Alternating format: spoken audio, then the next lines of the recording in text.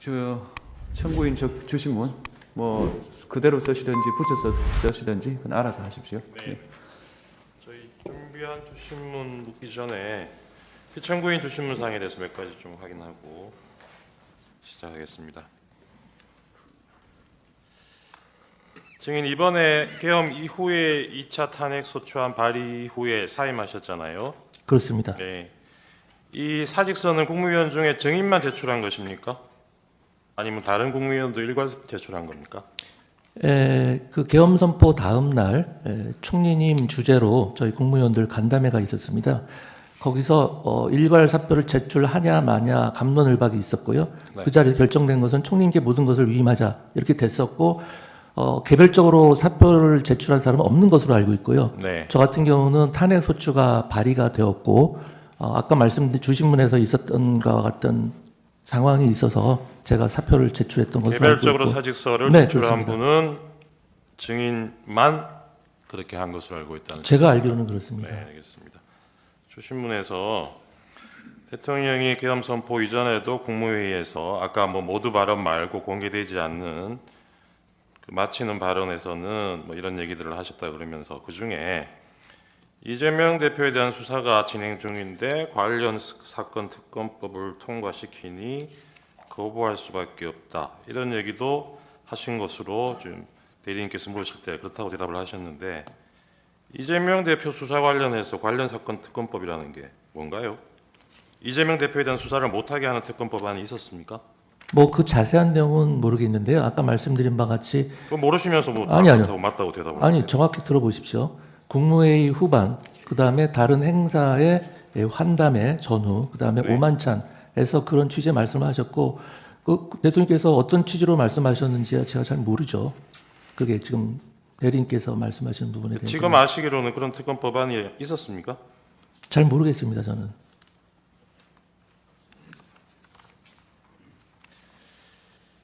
증인 도착하셨을 때 국방부 장관이 있었고 법무부 장관 미리 와 있었죠. 그렇습니다. 그리고 국무총리도 와 있었고요. 네. 한 7명 정도 모인 상태였던 것 같은데 그때가 한 8시 40분? 아마 8시 40분 조금 지난 시간이었을 겁니다. 네네네. 이 7명이 증인도 마찬가지 증인 포함해서요. 이 7명이 이날 국무회의를 한다고 알고 온 사람이 있었습니까? 다른 분은 잘 모르겠고요. 네. 저는 국무회의를 한다고 간 것은 아닙니다. 그렇죠. 네. 그리고 여기서 뭐 이 단계에서 이 시점에서 다른 국무위원들 마저 도착할 때까지 국무회의 정족수 채우기 위해서 그거 기다리고 있던 상황도 아니죠.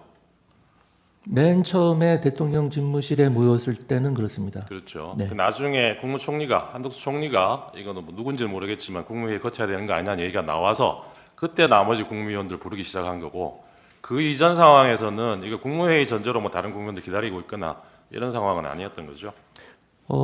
제 기억은 그랬던 것 같습니다. 국무회의를 해야 국무회의 심의를 거쳐야 된다. 누군가 네, 얘기를 네, 했고 그래서 우리가 총님한테 총님 들어가서 대통령께 한번 여쭤보시죠. 알겠습니다. 뭐 그 그렇게 됐던 것 같습니다. 증인 도착해서 보니까 그때 밤 10시에 22시에 계엄 선포 대국민 담화를 한다는 계획이었다는 거 확인하셨을 거 아닙니까? 네, 그렇습니다. 근데 증인이 도착하신 게 8시 40분 좀 넘었고 네. 그 당시에는 7명 정도만 모였고 네. 나머지 국무위원들 부르기 시작한 거는 제가 기록상 보니까 9시 20분 이후인 것 같아요. 그 최상목 부총리가 그 뒤에 제일 먼저 도착한 사람 같은데 거기도 전화 받은 게 9시 35분이라 그래요. 뭐 그런 내용은 제가 자세히 잘 그러니까요. 모릅니다. 이 처음에 대국민 담화를 10시로 잡았을 때는 그 전에 국무회의를 거친다 이런 계획은 없었던 걸로 봐야 되겠죠. 그건 제가 모르겠습니다. 대통령께서 시간상으로 그렇다는 겁니다. 네, 어떤 생각을 갖고 계셨는지 알 수가 없습니다. 네.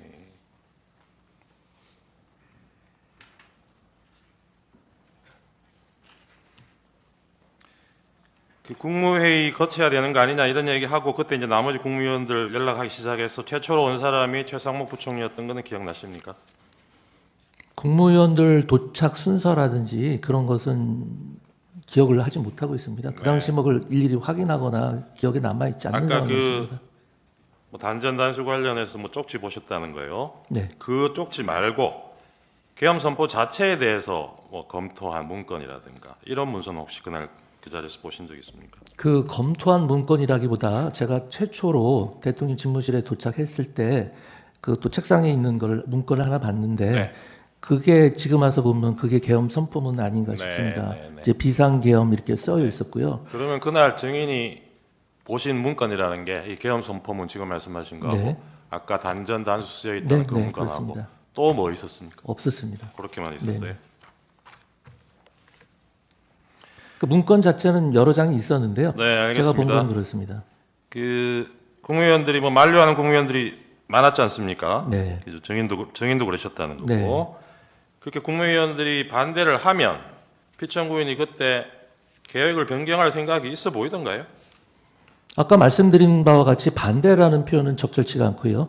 저희들이 이제 그 만류를 하면. 네네 만류를 하면 모르겠습니다. 저희들은 어쨌든 너무 정무적인 부담이 클 것으로 국무위원들은 대체적으로 다 그렇게 생각을 했고요. 네, 그 만류하면은 뭐 만류할 수도 있겠다고 생각했는데 네. 대통령님이 다 고려를 하신 네, 사안이고 알겠습니다. 아까 30일방에서 피청구인 대리인께서 증인이 도착한 8시 40분부터 선포하러 피청구인이 회의실 떠난 22시 22분경까지 마치 뭐 1시간 44분 동안 국무회의가 개최된 것처럼 이렇게 물으셨는데 실제로 정족수 채워져서 대통령 내려갈 때까지 시간은 5분이죠. 네 그렇다고 들었습니다. 네. 그 5분 동안에 그 5분 동안에도 대통령이 얘기를 많이 하셨죠. 그러니까 이제 그 국무위원들이 어떤 생각을 가지고 있고 네. 어떤 이야기를 한다는 것은 대통령께서 다 전달을 받으셨고요. 그 자리에서 처음에도 뭐 한번 대통령 제고해 주십시오 이런 어쨌든 정도 이걸 얘기가 뭐 있었던 것 국무회의라고 같고요. 볼 수 있을지는 모르겠는데 국무회의라고 볼 수 있다고 치더라도 네. 5분이잖아요. 네. 그 5분 안에 대통령이 자기 생각 설명하고 국무위원들 그렇습니다. 어떻게 생각하는지 의견 말해보라고 기회를 준 적이 있습니까? 그렇진 않고요. 아까 말씀드린 바와 같이 국무위원들이 모였을 때 네. 그 우려의 목소리를 다시 한번 알겠습니다. 전달했고요. 지난번에 대통령께서 말씀을 김영현 하신 증인 여기 겁니다. 나와서 증언하신 내용 중에 증인 관련된 부분 증인도 들으셨을 거예요. 네, 들었습니다. 행안부 장관한테도 그 문건을 작성해서 줬다고 얘기를 했습니다. 줬다고 이 김영현 증인이 잠깐만요. 얘기한 이 아니 문건이 잠깐만요. 저도 분명히 들었는데요. 네. 저에게 줬다는 진술은 하지 않으셨습니다. 그러면 이 뭐 줬다는 걸 떠나서 네. 이 김영현 증인이 얘기한 문건이 아까 증인이 봤다는 단전 단수 기재되어 있는 그 문건이라고 생각하십니까? 그건 모르겠습니다. 김용현 장관님이 어떤 문건을 작성했는지 제가 알지 못합니다. 전혀. 네.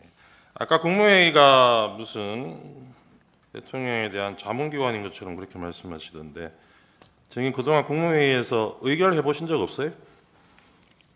그 의결 보통 심의 의결 이렇게 표현을 하죠. 그러니까요. 근데 거기서의 의결이라는 것은 제가 아까 말씀드린 국무회의 국회라든지 규정에 그 과반수 말씀을 출석으로- 끝까지 들어보시죠. 예. 여기 국회가 아니지 않습니까? 네. 국회처럼 뭐 질문하고 말 저희 끊고 시간이 이렇게 한정돼 하시면 있어서 안 되죠. 그렇습니다. 시간이 충분하면 저희 그럼 효율적으로 질문을 하시면 되죠. 네네. 네, 국무회의 규정이 있다는 건 아시죠? 알고 있습니다. 네, 거기에 구성원 과반수 출석으로 개의하고 출석 구성원 3분의 2 이상의 찬성으로 의결한다. 의사 정족수, 의결 정족수 이렇게 규정하고 있는 건 아시죠? 네, 알고 있습니다. 네. 증인 이날 대통령실에서 그 대통령 대국민 담화 보고 다른 국무위원들은 뭐 10시 40분, 50분 이 무렵에 자리를 떠서 자기 부처로 돌아갔는데 증인은 용산에서 출발한 시간을 23시 10분경이라고 그러셨어요. 다른 분들보다 좀 늦어진 이유가 뭡니까? 다른 분들보다 늦은 것은 전혀 아니고요. 이제 국무회의가 끝난 다음에 다들 사실 망연자실한 상태에서 3~3호 흩어져서 나가기 시작했고요. 저도 다른 국무위원들과 같이 나왔습니다. 네, 알겠습니다. 그래서 집무실에 도착하신 게 11시 반경이죠? 네, 11시 반. 간부회의는 12시에 시작됐고요. 예. 그 30분 동안 뭐 하셨습니까? 아까 말씀드린 바와 같이 이제 경찰청장, 소방청장과 네, 통화도 그때 통화도 하셨다는 했고요. 거군요. 네, 그렇습니다. 네, 알겠습니다. 아까 그 간부회에서 경찰국장이 보고했다 그랬나요? 지금 네. 국회의원들 뭐 출입 통제 안 하고 있다고 네, 출입을 하고 있다고 그랬습니다. 출입하고 있다고 그랬죠. 네네. 근데 나중에 실제 상황하고 비교해 보니까 이 보고가 맞던가요? 나중에 실제 다 출입이 됐으니까 경찰에서 190명이 출입이- 모인 것 아니겠습니까? 경찰에서 전면 통제하다가 일시 출입 허용했던 시간이 23시 07분부터 23시 36분이고요. 네. 포고령 발령되고 나서는 23시 36분부터 다시 전면 통제했습니다. 그러니까 증인이 간부회의 시작한 12시 이 무렵에는 다시 전면 통제하고 있던 시점이에요. 나중에 그거 확인 안 해보셨습니까? 뭐 지금 근데 그 시점에서 경찰국장이 왜 그런 보고를 했냐 이런 취지의 질문이신 것 같은데요.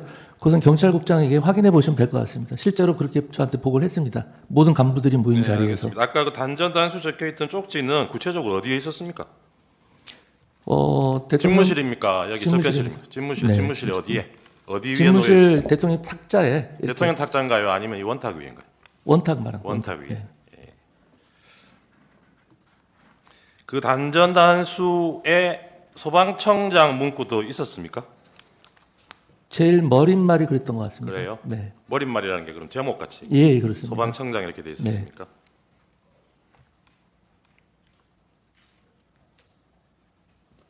아까 저 표창구인 대리인 물으실 때는 이게 대통령이 이런 관련 지시를 했으면 2시간이나 있다가 이 소방청장한테 전화를 했겠느냐 그랬는데 실제로 전화한 시간은 계엄 선포되고 1시간 정도 뒤죠. 예, 계엄 11시 37분 선포로부터는 예, 경이니까요. 그렇습니다. 그렇죠. 그 소방청장 통화하기 직전에 경찰청장하고도 통화하셨죠. 그렇습니다. 아까 거기에 적혀 있던 장소 MBC 여론조사 꽃 기억나십니까? 네. 또 뭐 있었습니까? 한겨레, 한겨레도 경향신문, 있었던 것 JTBC 같고요. 맞습니까? 뭐 대충 그 정도였을 겁니다. 예, 이런 장소에 아까 출동 안 한 걸로 알고 있다 그러셨는데요. 네. 다른 데는 몰라도 MBC하고 여론조사 꽃에는 계엄군이 출동을 했죠. 그건 확인 못 하셨어요? 그건 제가 몰랐던 사실입니다. 예. 여론조사 꽃에는 거기 계엄군 출동해서 한동안 머물렀고 MBC 쪽으로도 출동을 가다가 계엄 해제되는 바람에 돌아왔다고 그럽니다. 그런 내용은 확인 안 해보셨나요? 네, 그런 거 잘 모릅니다. 그리고 증인 그 다음 날 대통령하고 통화하면서 즉석 해제 해제건이 즉석에서 받아들인 거 정말 잘하셨다 이렇게 얘기하셨다 그랬잖아요. 네. 즉석에서 받아들였는지 안 했는지 어떻게 아세요? 계엄 해제가 국회에서 요청이 해제된 게 이루어진 1시 이후에 3분입니다. 예, 바로 그리고 한 것으로 알고 있습니다. 그 한 10분 뒤에 1시 15분쯤 대통령이 그 합참 지휘통제실에 내려가서 한 30분 동안 머물러 있었다는 건 알고 계세요? 그런 내용에 대해서 자세히 잘 모릅니다. 거기서 무슨 얘기 했는지는 혹시 나중에 들으신 얘기 없습니까? 모릅니다. 네네. 이상입니다. 준비한 반대신 분 주신 분. 네. 21항을 좀 먼저 보겠습니다. 아까 주신문에서 피청구인에 대한 공소장의 내용을 대강을 알고 계신 것 같아요. 보신 적이 있으세요? 다 보진 않고요. 제가 관계된 부분만 봤습니다. 예, 제가 다시 한번 읽어볼게요. 증인과 관련된 부분입니다. 피청구인이 대통령 집무실로 다시 들어온 증인에게 자정 무렵에 경향신문, 한겨레신문, MBC, JTBC 여론조사 꽃을 봉쇄하고 소방청을 통해 단전 단수를 하라라는 내용이 기재된 문건을 보여줬다. 이렇게 기재되어 있는데 그렇게 말씀하셨거든요. 그런 정도는 알고 계신다는 거네요. 저한테 뭘 보여주거나 이런 적은 없다니고 아니, 말씀드렸는데. 이 공소장 내용을 네. 이 정도는 알고 계시는 아, 거죠? 네, 그렇습니다. 또 이런 내용도 있습니다. 증인이 경찰청장에게 전화해서 조치 상황을 확인한 다음 잠시만 이해드리겠습니다. 지금 공소장 피청구인 공소장에 대해서 어떤 근거로 말씀을 하시는 거죠? 아까 증인이 답변을 그렇게 하셨습니다. 공소장. 공소장 지금 내용을 얘기하고 계셔서 읽고 계셔서 증인이 답변을 그렇게 하셨어요. 공소장에는 이렇게 돼 있는데 자기가 알기로는 아니다. 이렇게 답변을 근데 하셨습니다. 지금 공소장 내용을 그대로 읽으시듯이 하고 계셔서 그걸 어디서 입수해서 어떤 근거로 지금 말씀하시는 건지 여쭙겠습니다. 공소장은 저희가 서정으로도 냈고요. 피청구인은 그 공소장 내용 모르세요, 대리님께서는? 저희는 알고 있습니다만 네. 몇 호증으로 내셨나요? 저희가 오늘 서정으로 냈습니다. 증거인부 안 했습니다. 제가 제시하지는 않았습니다. 네, 공소장 언급은 좀 피하면서 하시죠. 네. 예. 예, 알겠습니다. 그래서 증인은 12월 3일 날 밤 11시 34분경에 경찰청장 조지호와 통화한 사실이 있는데 그런 사실은 있지요. 네, 그렇습니다. 그리고 그 직전에 포고령이 선포된 것도 혹시 알고 계신가요? 계엄사령관에 그 의해서. 전인지 후인지는 모르겠습니다만 포고령 이야기는 듣긴 들었던 것 같습니다. 또 3분 뒤에 밤 11시 37분경에 소방청장 허석권에게도 전화했는데 네. 그런 사실은 있고요. 네, 그렇습니다. 그다음에 오늘 처음 얘기하신 거거든요. 네. 그 문건에 단전 단수, 소방청장 이런 내용은 기억이 난다. 네, 네. 오늘 처음 말씀하시는 거라서 그러면 그 소방청장이나 다른 경찰청장 이런 문건들이 있었다는 건가요? 제목으로 적혀 있는? 제가 본 거는 그걸 본 겁니다. 그리고 오늘 처음 얘기한 게 아니라요. 네. 이미 검찰에서 상세하게 다 진술을 한 내용입니다. 오늘 예. 말씀드린 내용은. 피청구인이 기소되기 직전에 증인 검찰에서 한 차례 더 조사 받으셨죠? 뭐 시기는 잘 모르겠습니다만 검찰에 12월 조사받은 적이 16일 있습니다. 날 경찰청 안보수사단에서 네네. 조사받은 거 외에 네. 경찰에서 조사받으셨고 그 이후에 기소된 것 같거든요. 제가 이제 경찰에서 한번 조사를 받았고요. 네. 그다음에 그 이후에 1월일 겁니다. 1월 중순쯤에 검찰에서 또 조사를 받았고요. 그러면 검찰에서는 이런 얘기를 하셨다 이 다 말씀이신가요? 했습니다. 네, 다 했습니다. 상세하게 진술을 다 했습니다. 12월 3일 날 자정무렵에 간부회의, 행안부 간부회의 했다고 했잖아요. 네. 경찰국장과 재난안전관리본부 간부들도 참석했습니까? 그때 이제 서울에 있는 사람들은 서울 광화문 사무소로 모이고요. 세종에 있던 사람들은 세종에서 영상으로 참여를 했기 때문에 제가 누가 참여했는지는 일일이 확인을 못했습니다. 영상으로라도 이 두 사람은, 두 관계자는 참석했냐고 묻는 겁니다. 그러니까 영상은 발언하는 사람만 비추기 때문에 그냥 앉아 있는 사람은 비추지 않기 때문에 누가 나와 있는지를 정확히 알 수가 없었습니다. 예. 그럼 경찰이나 소방에 대해서 어떤 내용을 확인하려면 그 간부회의도 참석했던 경찰국장이나 재난안전본부의 뭐 간부를 통해서 확인할 수도 있지 않습니까? 그 사람들이 그 회의에 참석할지 안 할지 제가 알 수가 없지 않습니까? 그날 자정무렵에 간부회의에 경찰국장 박현수는 참석하지 않았습니까? 아니 제가 실장 위주로 참석을 하라고 했고요. 이제 그 경찰국장이나 비상대비 정책국장 같은 경우는 제 직속 국장이기 때문에 그 사람들은 참석 대상이긴 한데 그 사람들이 갑자기 통보를 받고서 참석할지 안 할지 제가 알 수가 없죠. 그리고 제가 그 전화를 한 것은 그 회의 전이지 않습니까? 그 회의 전에 지금 안전이 가장 중요하기 때문에 지금 무슨 사건 사고가 있는지 어떤 시위나 폭력 사태는 발생한 게 없는지 그런 걸 확인한 겁니다. 예, 알겠습니다. 그러면 증인 소방청장에게 지금 아까 말씀드린 그런 장소에 대해서 단전단수하라고 지시한 적은 없다는 말씀이세요? 그렇습니다. 그 문건을 본 기억이 나서 광화문 청사로 돌아가는 길에 염려가 됐다 이렇게 말씀하셨거든요. 계속 신경이 쓰였죠. 신경은 쓰였지만 어떤 조치도 하지는 않았어요. 제가 뭐 그걸 보고 그 문건이 어떤 문건인지도 모르겠고 어떤 맥락에서 작성된 건지도 모르고 대체 그게 뭘 하자는 건지도 몰랐습니다. 그러면 소방청장과 통화할 때 그 문건에 적혀 있는 내용에 대한 우려라든가 이런 걸 전달한 바가 전혀 없다는 말씀이신가요? 소방청장한테는 그렇게 얘기를 안 했는데요. 소방청장과 무슨 얘기를 했는지는 제가 검찰에서 상세히 진술을 했습니다.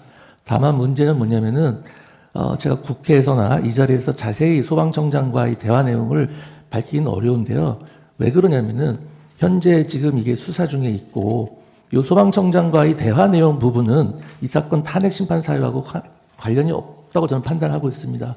그리고 무엇보다도 이렇게 공개된 장소에서 제가 구체적인 사실을 진술하게 되면 소방청장에게 가이드라인을 준다. 혹은 소방청장의 향후 진술에 영향을 주려고 한다라는 오해를 받을 수가 있기 때문에 더 이상 자세한 내용에 대해서는 제가 답변드리기가 좀 곤란하다는 점을 좀 양해해 주시기 바랍니다. 중에 그렇게 말씀하시지만 이미 허석권 소방청장은 1월 13일에 국회 행안위에서 출석해서 증인으로부터 단전단수 지시를 받았다는 취지로 증언까지 한 바 있거든요. 그 내용 보도를 통해서 보시지 않으셨어요? 제가 일부를 봤는데요. 제가 기억하고 있기로는 뭐 지시하는 뉘앙스였다. 뭐 이렇게 표현을 애매하게 하시더라고요. 그래서 어쨌든 제가 지금 소방청장과 누구 말이 옳으냐 그르냐 이런 것을 지금 말씀드릴 계제는 아니라고 생각합니다. 예. 1항부터 신문하겠습니다. 증인은 15년 동안 판사로 재직했었지요. 그렇습니다. 법관은 헌법과 법률 및 양심에 따라 독립하여 심판한다. 헌법 규정에 있지요. 그렇습니다. 증인 아까 2024년 12월 7일 탄핵 소추안이 발의되자 행안부 장관직에서 사임했다고 하셨는데 정작 소추안은 읽어보지 않으셨어요? 아까 그렇게 말씀하시던데요. 네, 뭐 읽어볼 필요조차 없다고 생각했습니다. 정부 조직법에 따르면 행안부 장관은 국무회의의 서무, 선거의 지원, 안전과 재난에 관한 정책의 수립 등의 사무를 관장하지요. 네, 뭐 재난을 빼고 나머지 두 개는 굉장히 마이너한 업무고요. 주요한 업무는 정부 조직과 인원, 디지털 정부, 지방자치 업무, 지방자치 재정 그런 업무들이 주요한 업무고요. 그밖에 뭐 상훈이라든지 문서관리 업무라든지 각종 의전이라든지 각종 국경일 행사라든지 정말 중요한 업무를 많이 수행하고 있습니다. 예.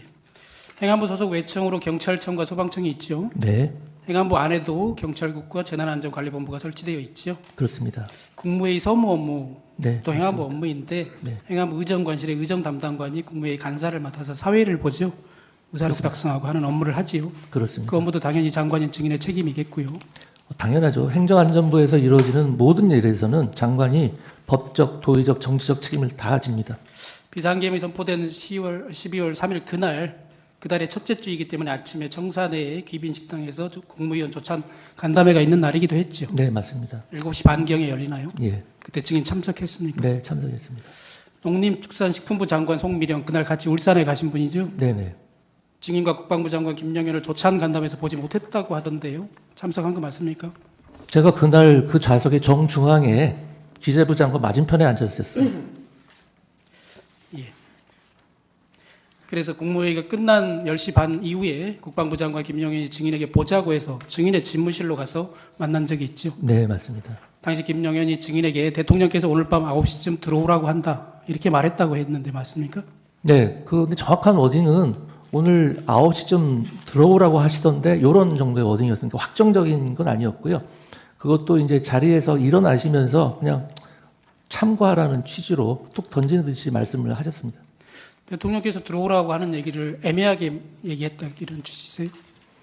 그러니까 그게 뭐 확정된 것처럼 말씀은 안 하셨습니다. 그러니까 들어오라고 찾으시는 하던데, 것 같던데 전화를 네, 해보라 뭐 이런 그런 내용이었어요. 어감이었습니다. 네? 전화를 해서 확인을 해봐라. 그런 말씀 안 하셨습니다. 전화해서 확인하진 않았죠. 네, 그럼요. 네. 그날 증인의 일정을 보면 농축산 장관 송미령과 함께 울산에서 개최되는 김장 행사에 참석하기로 되어 있었고요. 네. 그 이후에는 울산시청에서 중앙지방정책협의회에 참석하고 저녁 만찬까지 하기로 이미 예. 오래전부터 예정돼 있었죠. 예, 맞습니다. 증인 그 경찰 조사에서 이렇게 말씀하셨더라고요. 지금까지 대통령이 부르는 이유를 한 번도 되묻지 않았고 부르면 가는 거지 이유를 묻지 않는다 이런 취지로 진술한 바 있거든요. 예. 맞습니까? 예, 맞습니다. 장관은 대통령의 부하이기 때문에 대통령이 부르면 무조건 가야 된다고 증인 생각하는 겁니까? 대통령과 국무위원의 관계를 부하라고 말씀하시는 것은 대단히 부적절한 표현인 것 같습니다. 저만 해도 행정안전부에 아주 젊고 아주 최하위 직급인 사람들이 있지만 그 사람들을 제 부하라고 생각을 하거나 부하라고 지칭해 본 적은 한 번도 없습니다. 다항입니다. 사적인 약속도 아니고 공적인 업무와 행사, 아까 김장 행사, 그다음에 울산시청에서 행사, 그리고 저녁 만찬까지도 다 공적인 행사이잖아요. 그렇습니다. 그래서 그런 업무와 행사가 예정되어 있으니까 설령 대통령이 부른다고 해도 적어도 무슨 용무인지 확인하고 또 급한 일인지 아닌지 정도는 물어볼 수도 있을 것 같은데 왜 물어보지 않습니까? 그렇지 않습니다. 대통령께서 무슨 사적으로 부르시는 것도 아니고 업무로 부르시는 건데 그러면은 나를 외쳤습니다라고 되물을 수는 없지 않습니까? 보통 대통령께서 부르시면 바로 가는 것이 통상적인 관례고 다른 사람도 마찬가지일 겁니다. 뭐 특별한 일정이 없으면 당연히 그래야겠지만 특별한 일정이 있는 경우에는 급한 용무가 아니라면 내일 찾아뵐 수 있겠는지 물어볼 수도 있지 않습니까? 그렇게는 안 하는 것 같습니다. 예. 현실적으로. 이게 다른 장관들도 오셨잖아요 그 자리에. 네, 송 장관이 있었습니다. 그날 아니요 울산 말고요. 네. 대통령실에 그날 저녁에 네. 그날 대통령이 부른다고 하기에 식사를 하거나 술이나 하자는 것인가 이런 생각을 하면서 편한 복장으로 갔던 사람도 있다고 해요. 그러면 어떤 뭐 저녁이나 먹자고 하는 것인지 이런 걸 물어볼 수도 있지 않냐 싶어서 제가 이렇게 묻는 아니 겁니다. 부르는 시간이 9시인데요. 저녁을 그 시간에 증인은 먹자고 그렇게 할 수 생각하진 없죠. 않았다고요? 네네. 예, 5항 묻겠습니다. 증인은 이제 울산 행사가 있었는데 증인을 찾는다는 대통령이 증인을 찾는다는 얘기를 듣고 점심 무렵에 이미 수행비서에게 미리 예매해뒀던 항공편 외에 더 빨리 서울로 올 수 있는 교통편을 예약해두라고 지시했었죠. 그렇습니다. 김용현 장관이 말씀하신 9시까지 오려면 예정됐던 비행기편으로는 도저히 불가능하기 때문에 빨리 올 수 있는 차편을 한번 마련해 보라고 그랬습니다. 울산시장이나 농축산 장관에게 오늘 저녁 만찬에 참석하기 어렵다. 서울로 이제 빨리 더 와야 되니까요. 그 사실을 미리 알려주었습니까? 알려주지 않았습니다. 증인 그 비행기 타고 울산에 가셨잖아요. 네, 비행기 안에서 송미령 장관 보셨어요? 못 봤습니다. 다만 이제 그 안내하는 그 공항 직원이 송미령 장관도 같은 비행기편으로 가십니다라는 얘기를 해줬는데 막상 비행기 안에서는 저는 못 봤습니다. 아니 그러면 그런 얘기까지 들으셨으면 송미령 장관에게는 오늘 더더군다나 송미령 장관은 행안부 행사에 증인이 장관을 초청한 행사 아니었습니까? 김장 행사. 김장 행사는 같이 하는 것이었고요. 예. 네, 거기까지 오신 김에 부단체장들이 전국의 부단체장들이 모인 자리니까 오셔서 말씀도 좀 하고 그러시라고 제가 오시라고 한 거죠. 중앙지방청장. 그래서 제가 이렇게 묻는 겁니다. 네. 그럼 비행기에서 그 말씀을 들으셨으면 네. 송미령 장관에게 오늘 내가 먼저 올라와야 되니까 나는 만찬에 참석하기 힘들다. 라고 알려줬음직도 하거든요. 근데 그렇게 알려주지 않았다는 거잖아요. 기본적으로 아까 말씀드렸다시피 제가 대통령님을 뵙는 일정이 확정적이라고 저는 생각을 안 했습니다. 부르실 가능성이 있다는 상태였고요. 그래서 제가 서울에 올라오는 게 비행기로 예정대로 올지 좀 일찍 끊어놓은 기차로 올지 확정이 되지 않은 상태였고, 그다음에 송미령 장관님하고는 이렇게 행사를 하면서 같이 있기는 했는데요. 움직이는 차량도 달랐고 둘이 따로 이야기할 시간이 전혀 없었습니다. 아직까지는 확정되지 않았다고 그렇게 말씀하시지만 증인 KTX 타고 올라오는 도중에 저녁 6시 11분경에 김영현 장관의 전화를 받았지요. 네네. 그 전에 그러면 오늘 9시에 들어와야 된다라는 확정적인 연락을 받은 게 있으시다는 말씀이세요? 아니요, 아까 말씀드렸죠. 9시는 그냥 들어오라고 하시던데 이런 뉘앙스였습니다. 그러니까요. 예. 미리 앞당겨서 올라가는 것은 이미 확정됐잖아요. 증인 생각에. 아닙니다. 출발할 때까지 확정 안 했습니다. 갈지 말지를 정하지 못하고. 그렇습니다. 계속 남아 있었습니다. 결국 어째- 최대한까지 기다리다가 대통령실에서 뭐 가부간에 연락이 오면 가장 좋고 5시가 되니까 제 수행비서가 올라가시려면은 이때 안 올라가면은 못 올라갑니다라고 계속 재촉을 해가지고 부르실지 안 부르실지 확정은 안 됐지만 그럼 일단 올라가서 기다리는 게 맞겠다 싶어서 올라간 겁니다. 울산에 있어서는 이제 계속 있게 되면 올라오라고 해도 올라가는데 서너 시간이 걸리기 때문에. 예. 울산시청에서 열린 중앙지방정책협의회가 개최되고 나서 증인 인사말 하시고 네. 이제 그 무렵에 이석해서 올라오셨잖아요. 아닙니다. 회의 거의 마친 상태였습니다. 아, 그러신가요? 네. 어쨌든 그 무렵에 이제 송미령 장관에게 증인에게 행안부 차관보가 알려줬다고 하거든요. 이렇게 송미령 장관에게 내가 먼저 올라가야 된다고 알려준 건 그 시점은 맞지요? 그 우리 직원이 뭐라고 얘기했는지 모르는데요. 아마 확정적으로 얘기는 못했을 겁니다. 제가 아까도 말씀드렸지만 계속 유동적인 상태였기 때문에 제가 올라가야겠다라고 결심한 게 5시였기 때문에 그 이전에 얘기를 들었다면은 그게 확정적으로 얘기를 하지는 않았을 겁니다. 대통령께서 부르신다는 얘기를 해줬나요? 송미령 장관에게? 송미령 장관한테 아까 이야기할 기회도 없었고 기회가 있었다 하더라도 그런 이야기는 안 합니다. 아니요. 장관에게 증인이 직접 얘기했는지를 묻는 게 아니고요. 이제 먼저 떠나야 된다라고 일러줬잖아요. 그때 대통령실에서 제가 부르니까. 일러주지 않았다니까요. 떠나야 된다는 얘기를 제가 한 적이 없습니다. 송미령 장관. 차관보가 그러면 증인이 시키지 않은 걸 알려줬다는 겁니까? 저 시킨 적 없습니다. 그래요? 네. KTX 열차 타고 오는 중에 김영현 장관의 비화폰으로 전화를 받았죠. 아니 일반 전화를 받았지요. 네. 그래서 비화폰으로 전화를 다시 하라고 했다고 해서 전화를 했다고 했지요. 그게 이제 전화를 받았더니 네. 그 김용현 장관님이 혹시 비화폰, 그러니까 저는 보안폰이라고 표현을 하는데 보안폰 지금 가지고 있냐라고 물어보시더라고요. 근데 저는 보안폰을 사용하지 않습니다. 그래서 제 옆자리에 앉아 있는 제 수행비서에게 혹시 지금 보안폰 가지고 있냐 물어봤더니 마침 가지고 있다고 그러더라고요. 그래서 보안폰이 있다고 합니다라고 얘기를 했더니 그러면은 보안폰으로 다시 자기에게 전화해 달라고 하시더라고요. 네, 그렇게 그래서 됩니다. 다시 통화했을 때 김영현 장관이 뭐라고 하던가요? 어디 계시냐 이렇게 물어보시더라고요. 그래서 울산에 행사가 있어서 울산 행사하고 서울로 올라가는 길입니다. 이렇게 답변했습니다. KTX 안에서 아직 서울역에 도착하기 전에 7시 40분경에 또다시 전화가 왔었다고도 했는데 맞습니까? 예, 맞습니다. 그 내용은 또 무슨 내용이었습니까? 아까 그 6시 11분경에 전화해서 제가 다시 보안폰으로 전화했을 때 기차 아니라고 그랬더니 그럼 언제쯤 도착하냐고 물어보시더라고요. 그래서 서울역 기준으로 서울역에 한 8시 조금 넘어서 도착하는 기차입니다. 그랬더니 그럼 알겠다. 그러고서 그냥 끊으셨습니다. 그러고 나서 서울역 도착하기 한 2, 30분 전 7시 아까 40몇 분인가요? 그때 다시 전화하셔서 도착했냐? 그래서 아직 도착 못했습니다. 그랬더니 그럼 도착하는 대로 용산으로 들어와라. 이렇게 말씀을 하셨습니다. 예, 알겠습니다. 그렇게 다시 재촉하는 전화가 온 것은 왔을 때는 김영현 장관이 대통령이 재촉한다, 빨리 들어오라고 재촉한다 이렇게 말하지 않았나요? 재촉하는 전화는 무슨 말씀이시죠? 뭘 재촉하죠? 다시 7시 40분에 또 전화가 와서 네. 어디쯤 왔냐 빨리 들어오라고 했다면서요. 빨리 들어온 이야기는 하지 않았습니다. 그리고 재촉하는 전화도 아니었습니다. 언제 오느냐라고 그냥 다시 물었다는 그렇습니다. 겁니까? 네네. 도착하면 용산으로 들어와라. 그렇게 얘기를 했습니다. 예, 칠항은 다 생략하겠습니다. 바람입니다. 그래서 증인이 도착해서 8시 40분쯤에 도착했다고 말씀하셨는데 도착했더니 피청구인과 함께 국방부 장관 김영현이 있었고 법무부 장관 박성재가 증인보다 먼저 와 있었다. 네. 이렇게 진술하셨는데 맞죠? 네, 맞습니다. 순서 아까 잘 기억 못하신다고 그랬는데 증인이 조사받을 때는 이렇게 말씀하셨어요.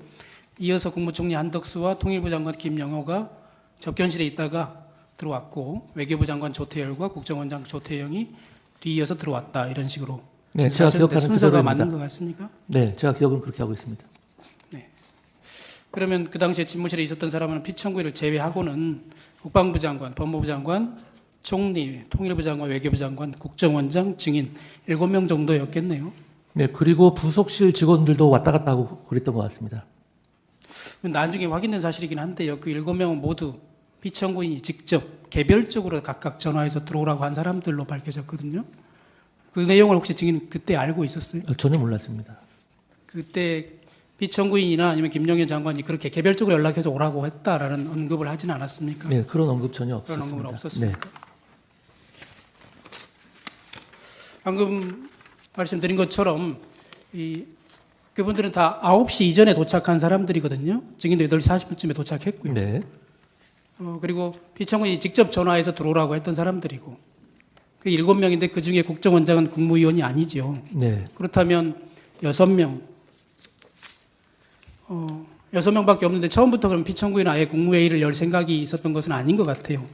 그건 저 모르겠습니다. 그런데 이제 증인도 아까 얘기했다시피 그 뒤에 국무총리인지 누군지는 정확하지는 않지만 누군가 국무회의 심의를 거쳐야 된다고 말을 해서 네. 그때부터 아마 부속실이나 이런 데서 연락을 했던 것 같거든요. 그 자세한 경위는 누가 연락했는지도 모르겠고요. 대통령께서 그때 어떤 생각을 갖고 계셨는지는 더더욱 제가 알 수가 없었습니다. 그때 집무실에서 피청구인이 했던 말 뭐 다 기억은 못 하시고 주신문상에서 몇 가지 나왔는데 혹시 이런 말도 들었나요? 이거는 비상계엄을 선포해야겠다라고 얘기하면서 이거는 비서실장도 수석들도 모른다. 네. 심지어 우리 와이프도 모른다. 와이프가 알면 화를 낼 것이다. 이런 말을 분명히 했습니까? 네, 분명히 하셨습니다. 예, 시황을 묻겠습니다. 당시에 집무실이나 접견실에서 피청구인이 왔다 갔다 하면서 여러 번 이제 얘기를 했다고 아까 말씀하신 것 같은데 계엄을 선포할 수밖에 없다면서 여러 가지 이유를 말을 한 거잖아요. 네. 그 중에 부정선거, 뭐 선관위 이런 언급은 그때는 없었죠. 제 기억에는 별로 없는데 그 부정선거, 아니, 공정선거의 중요성은 늘 항상 많이 수시로 강조하셨었습니다. 그날은 내가 들은 기억은 잘 없는 것 같습니다. 네. 밤 10시에 KBS에서 생방송으로 비상계엄 담화를 하기로 되어 있다. 이런 말도 분명히 들었습니까? 들은 것 같습니다. KBS가 있었는지 없었는지 모르겠지만 어쨌든 방송한다는 말씀을 하셨습니다. 예.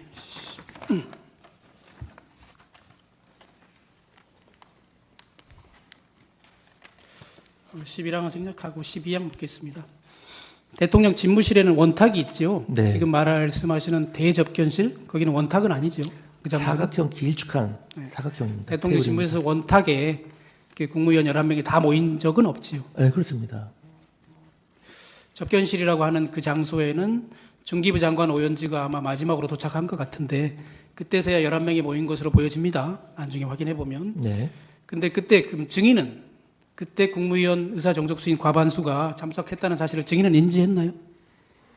제가 세보진 않았습니다. 하지만 이제 국무회의가 이제 시작을 한다는 것을 보면 당연히 11명은 채워졌을 거라고 생각하고 있습니다. 증인이 인원을 세어보고 11명이 됐으니까 과반수가 찼다 이렇게 보고하거나 한 적은 없죠? 없습니다. 피청구인에게 증인이 알려준 적은 없고요. 과반수가 찼다. 네, 그런 말씀 안 하셨습니다.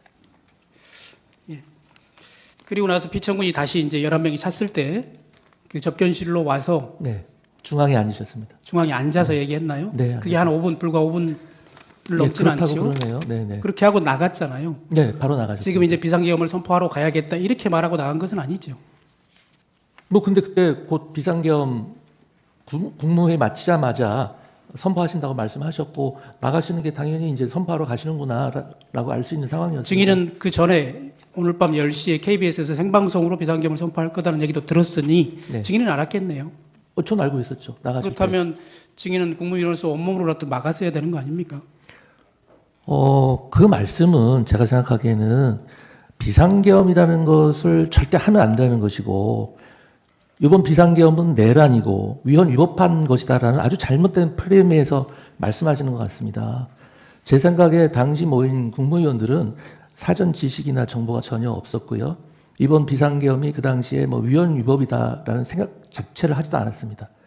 비상계엄이라는 것은 헌법에 엄연히 규정되어 있는 대통령의 권한이고 대통령께서 행사하신다고 하시고 우리 국무위원들이 여러 가지 걱정과 우려를 말씀드렸음에도 불구하고 대통령께서 더 깊이 고민하신 끝에 심사숙고한 끝에 내리신 결정이다라고 말씀을 하시는데 예. 온몸을 막는다는 것은 좀 넌센스라고 생각하고요. 예, 알겠습니다. 솔직히 말씀드리면 온몸을 바쳐서 막아야 할 대상은 대통령이 아니라 무차별 탄핵을 남발하고 국정을 혼란에 빠뜨리고 있는 사람들이라고 생각합니다. 예, 알겠습니다.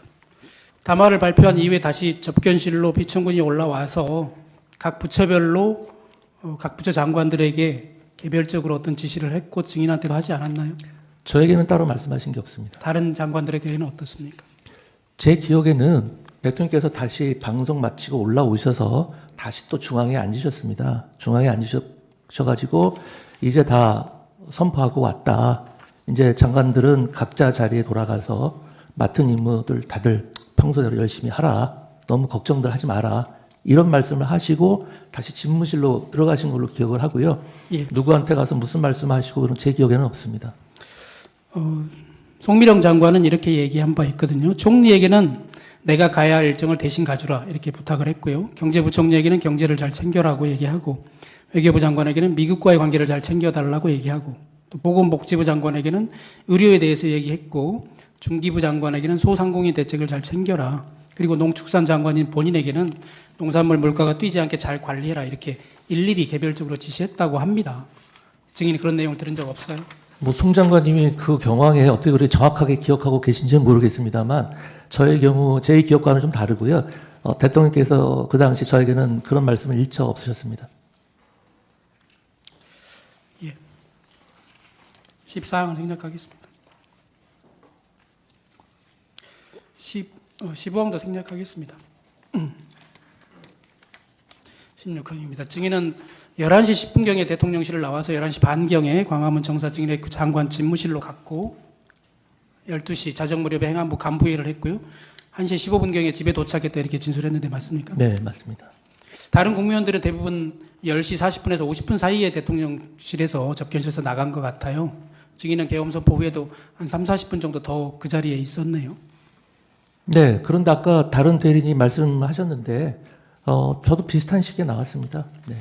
그러면 다시 이제 그 계엄 선포 이후에 다시 담화 발표하고 올라왔을 때 다시 증인이 피청구인을 집무실로 들어가서 단독으로는 혹은 접견실이 아닌 곳에서 만나긴 했습니까? 그런 적은 전혀 없고요. 당시 저는 유일하게 대통령을 따로 뵌 게 그 다른 국무위원들이 좀 들어가서 말씀 좀 해봐라 했을 때 잠깐 한 1, 2분도 안 됐을 겁니다. 그때 따로 뵌 거 말고는 그거는 전에 그렇다는 거죠. 그렇죠. 선포 전에. 국무위원들하고 처음부터 끝까지 계속 같이 있었기 때문에 대통령님을 따로 뵐 수 있는 시간이 전혀 없었습니다. 12월 4일 날 오전 9시 41분경에 법무부 장관 박성재와 통화한 사실이 있는 것 같은데 기억납니까? 그건 제가 기억이 잘 안 납니다. 증인이 이렇게 진술했거든요. 법무부 장관이 그날 국무회의에 증인의 앞자리에 앉는데 지각을 네네, 하는 것 맞습니다. 같아서 전화했다 이렇게 진술했거든요. 예, 예. 맞습니까? 예. 근데 그날은 12월 4일은 11시에 그 총리 주재로 열린 국무위원회 간담회를 했잖아요. 네네, 그렇습니다. 평상시에 그 국무회의가 아니지 않습니까? 간담회였습니다. 네. 국무회의 그렇다면 간담회. 9시 41분에 박성재 장관에게 전화했다면 지각을 해서 전화한 것은 아니지 않습니까? 그 지각을 해서 전화한 건 11시 좀 넘어서 전화한 게 그거였고요. 그 9시 방금 말씀하신 시간에 전화한 거는 제가 기억이 잘 없습니다. 어떤 내용으로 전화했는지도 잘 기억이 없고요. 12월 3일 야간부터 법제처장 이완규로부터 전화가 여러 번 와 있었다. 그래서 네, 내가 맞습니다. 전화했다 이렇게 말씀하셨는데 맞지요? 네, 맞습니다. 그래서 법제처장과 통화하다가 그날 저녁 식사를 하자고 한 것이다. 네, 그래서 그날 저녁 식사를 하게 된 것이다 이렇게 예, 맞습니다. 말씀하셨는데요. 네. 법제처장과 통화하면서 법무부 장관도 그럼 같이 보자라고 해서 증인이 전화했고요. 예, 맞습니다. 그리고 또 본김에 민정수석 김주현도 같이 보면 좋을 것 같다고 해서 예, 증인이 전화했고 예, 맞습니다. 맞습니까? 네, 다 맞습니다. 그래서 장소는 누가 정했습니까? 김주현 민정수석이 정했습니다. 그리고 그 장소를 일일이 증인이 받아가지고 삼청동 안가에서 보자고 증인이 박성재 장관과 법제처장에게 전달했습니까? 아닙니다. 부속실을 통해서 했다고 했죠. 그 전달은 저는 이제 김주현 민정수석한테 연락만 받은 거고요. 나머지 이제 법무부 장관이나 법대처장한테 연락한 것은 김주현 민정수석이 전달을 했습니다. 근데 이제 나중에 들어보니까 저도 그렇고 그 두 분에게도 다 비서실을 통해서 연락을 했다고 그러시더라고요.